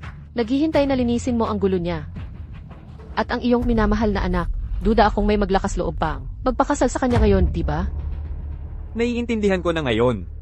Ang lahat ng ito, bitag na inilatag mo, di ba? Amelia. Ikaw, masamang babae. Huwag mong hawakan si nanay. At ikaw, Umalis ka. Dalhin mo si Sofia at umalis na ngayon. Kung hindi, ilalantad ko ang lahat ng tungkol sa iyo. Sa media. pagsisisihan mo ito. Nanay, huwag kang magalit sa kanila. Magkakasakit ka sa galit, at hindi ito sulit. Ayos lang si nanay. Ginang, umiiyak si Andrea at ayaw umalis. Gusto kanyang makita. Nanay, ako ang anak mo. Pinalaki sa sarili mong kamay. Talaga bang tatalikuran mo ako? Huwag mo akong tawaging nanay. Ang nanay mo ay si Sofia. Hindi mo ba alam iyon? Kung paano nawala ang aking anak noon. Hindi mo ba alam nang napakalinaw ang lahat? Sa lahat ng taon na ito, ginamit mo ang pera ko, kinain ang pagkain ko, nanirahan sa ilalim ng aking bubong, at pinalaki kitang maging isang tunay na ginang. Ngunit ikaw, nagplano ka laban sa aking tunay na anak. Katulad ka ng iyong mga magulang, isang masamang binhi. Nanay, nagmamakaawa ako. Ikaw at si Bia, patawarin niyo lang ako, okay? Talagang, ayaw kong umalis sa pamilya De La Cruz. Kung hahayaan mo akong sumama kay tatay, tiyak na ipapakasal niya ako. Para sa pera. Nanay, nagmamakaawa ako. Nanay.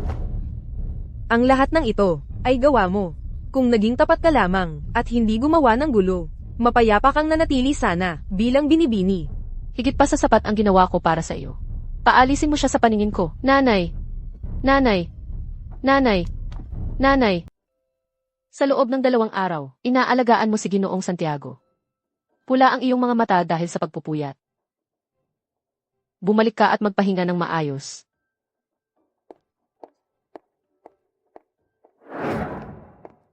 Gabriel, ano ang pinakabagong balita tungkol kay Isabel?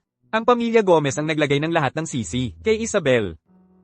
Para naman kay Carlos, ginamit din niya ang pangalan ni Isabel upang planuhin ang kidnapping. Nakaharap sa pagkakakulong, tuluyang nabaliw si Isabel. Nang tumakbo siya palabas, nabangga siya ng sasakyan at namatay. Namatay. Ito ay karma, siguro. Sa nakaraang buhay sa libro, ang aking kuya ay nabangga at namatay dahil sa kanya. Sa pagkakataong ito, inaani niya ang kanyang sariling mapait na ani, nagdudusa sa kanyang mga gawa. Ay, oo nga pala. Ngayon, lahat ng nasa labas ay sinasabing, magpapakasal kayo ni Marco. Sino ang nagsabi niyan? Hindi ako magpapakasal sa kanya. Kagagaling lang ng pamilya Santiago, ipinadala ang dowry. Marco, kailan ako sumang-ayon, napakasal sa iyo? At ipinadala mo ang dowry sa bahay ko. Ngayon, tingnan mo, alam na ng lahat na magpapakasal ako sa iyo. Ano bang problema? Hindi ba ako sapat para sa'yo? Bie, determinado akong makuha ka. Kahit hindi tayo magpakasal ngayon, magpapakasal din tayo sa huli. Bukod dito, nasaktan ako dahil sa'yo. Ang pabor na nagligtas ng buhay, ay dapat bayaran ng kasal, di ba? Walang hiya ka. Salamat sa papuri.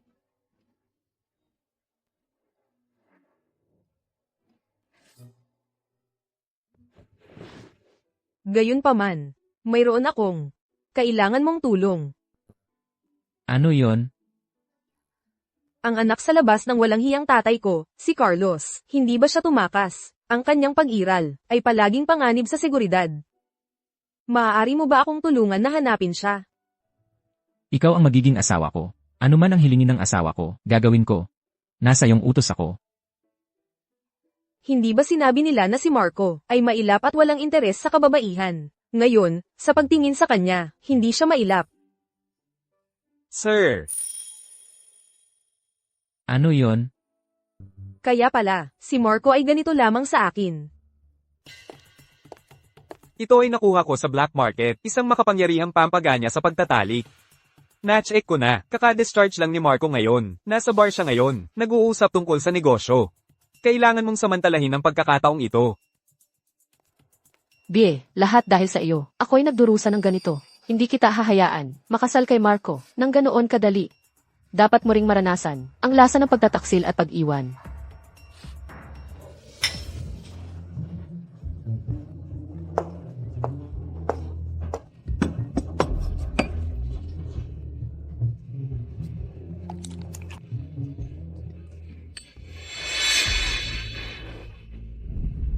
Sampung minuto na lang bago gumana ang gamot. Pagkatapos, akin ka na. Mula ngayon, ako ang magiging batang ginang ng pamilya Santiago. At ang bruhang si Bea, habang buhay siyang mapapasailalim sa aking talampakan.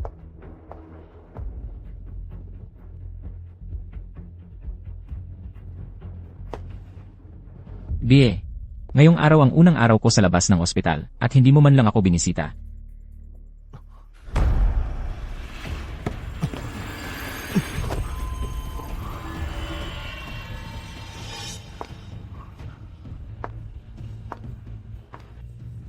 Ginoong Santiago.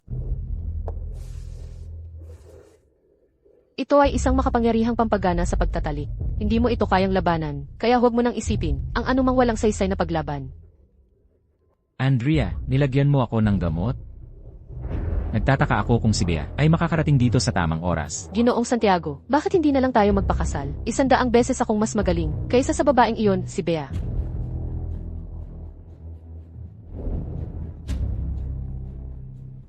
Bie, Marco. Kainis, maghintay ka lang. Parating na ako para iligtas ka. Marco, nasaan ka? Saan ka pupunta? Tara na. Tama na yan, Marco. Nalagyan ka na ng gamot, wala ka ng lakas, walang paraan para makatakas ka. Sumuko ka na lang. sa tingin niyo ba kayong dalawa ay karapat-dapat? Hindi ko inaasahan na makakasalubong ko si Carlos dito. Bie, kung hindi ka makakarating dito agad, ang asawa mo ay hindi na magiging inosente. Marami na akong dinaanan. Hindi ako pwedeng bumagsak sa huling balakid. Carlos, kung magtatangka ka pang hawakan si Marco ulit, papapatayin kita. Ikaw, Pulis, tigil. takbo. Marco, nandito na ako. Parating na ako para iligtas ka.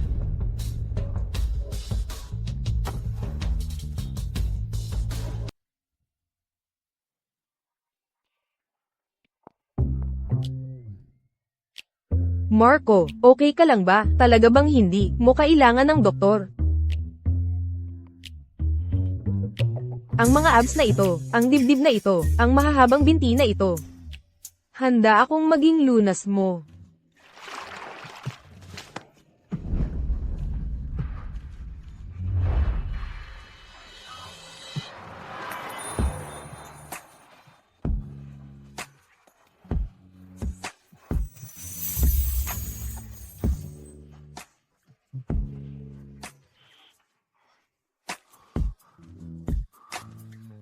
Baguhan lang si Bea sa halikan. Hindi pa ako masyadong sanay. Gagamitin kita para magsanay. Malaking karangalan ko.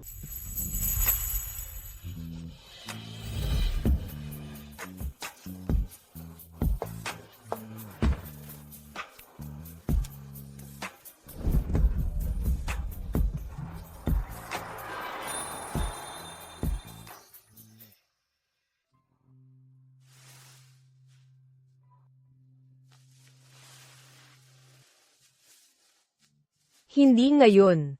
May mga kailangan akong ayusin ngayon. Dahil nakulong si Carlos, tiyak na nagwawala ang walang hiyang tatay na iyon. Tiyak na uuwi siya para maghanap ng gulo.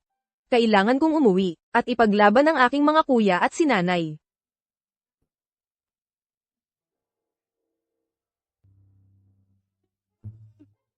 Narinig niyo na ba? Nakulong si Carlos. Nilagyan ni Andrea ng gamot si Marco, at nakulong din siya. Narinig ko. At si Bea ay hindi umuwi, kagabi.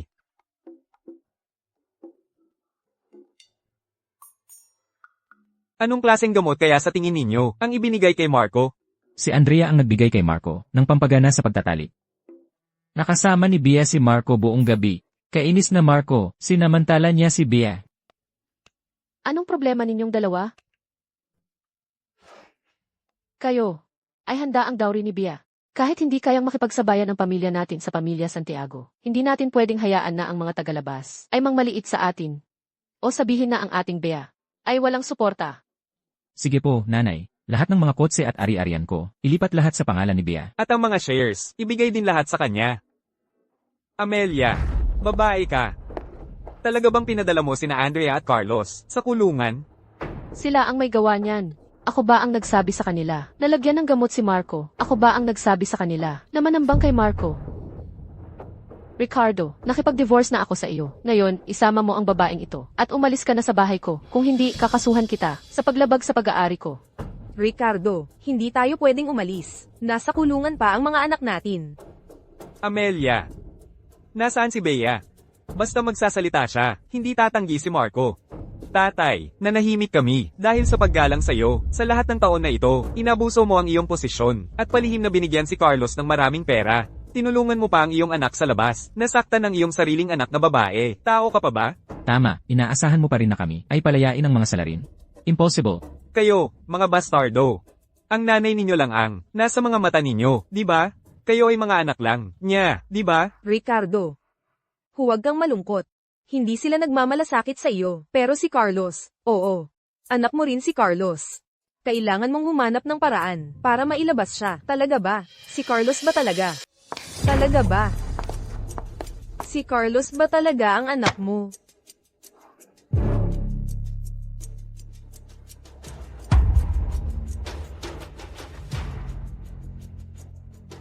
Ang babaeng ito kinuha, ang perang binigay mo sa kanya, at nakipag-ugnayan sa iba, at ang paborito mong anak, si Carlos, ay hindi mo talaga biological na anak. Ito. Hindi totoo ang lahat ng ito. Bruha ka. Talaga kang nagsinungaling sa akin. Sa libro, si Ricardo ay nanloko, at sinaktan si nanay at ang aking mga kuya. Sa buhay na ito, si Ricardo ay nanloko, at sa huli, umani siya ng kanyang ginawa, nawala ang lahat. Ito ay karma. Binabati kita, matagumpay mong nabago ang kapalaran ng bawat isa. Maaari ka nang bumalik sa tunay na mundo. Kailangan ko na bang umalis? Pero hindi ko kaya. Hindi ko kayang iwan si nanay at ang aking mga kuya. At hindi ko rin kayang iwan si Marco. Talaga bang hindi ako pwedeng manatili? Kung nais mong manatili sa mundo ng libro, maaari ka. Gayunpaman, sa kasong iyon, wala ka ng pagkakataon na bumalik sa tunay na mundo. Kailangan mong mabuhay ng buong buhay mo sa mundong ito ng libro. Sige, gusto ko. Gusto kong manatili. Gusto kong laging nasa tabi nila. Kung gayon, nais ko ang magandang buhay sa hinaharap mo. Ang sistemang ito ay tuluyan ng kakala sa iyo. Marco, magpakasal na tayo. CJ,